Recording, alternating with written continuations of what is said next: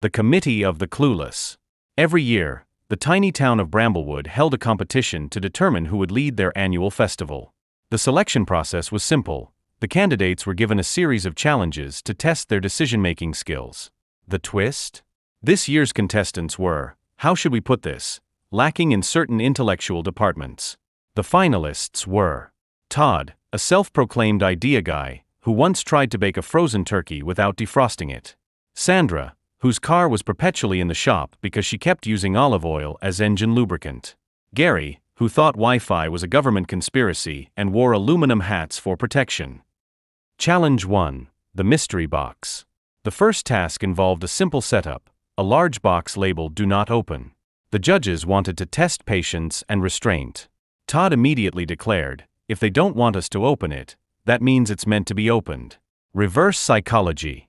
He tore off the lid, only to release a flurry of glitter and a startled raccoon that darted into the crowd. Sandra, seeing Todd's mistake, said, "You've got to outsmart these things." She poked a hole in the box with a stick, only to be sprayed by a foul-smelling liquid. "Skunk juice," the judges explained, while Sandra gagged. Gary sat calmly, refusing to even look at the box. When asked why, he whispered, "It's obviously a trap. The box is bugged, and they're recording everything." Winner, the raccoon. Challenge 2, the puzzle. Next, the contestants were given a jigsaw puzzle. A test of focus and perseverance, except this was Bramblewood, where things rarely went according to plan. Todd decided to speed things up by forcing pieces together.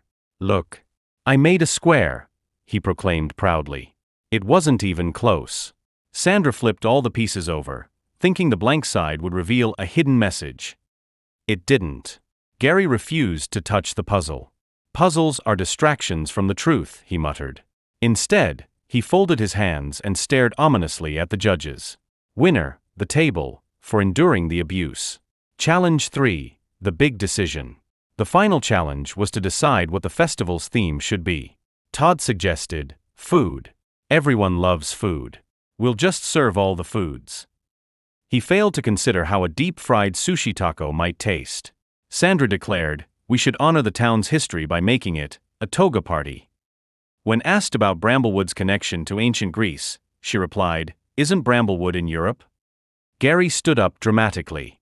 "The theme should be survival. We'll teach people how to avoid mind control and government tracking." His proposed festival logo featured a giant eyeball with a tinfoil hat. Winner, the judges' collective sense of dread. The unexpected twist. Despite the chaos, the judges couldn't decide on a winner. So, they threw the decision to the townsfolk. In true Bramblewood fashion, the people voted for the raccoon to lead the festival. Under the raccoon's leadership, the festival turned into a surprisingly successful event. Glitter cannons, scavenger hunts, and cheese-themed food trucks made it a hit. Todd, Sandra, and Gary even had their moments of redemption. Todd invented a glitter cleanup device that sort of worked. Sandra organized a toga parade, insisting it was European. Gary handed out free tinfoil hats, which sold out faster than anyone expected. The raccoon became a local legend. Todd started calling himself a glitter innovator, Sandra opened a toga boutique, and Gary went viral as the tin hat philosopher. Sometimes, even the most clueless among us can stumble into greatness, especially if there's a raccoon involved.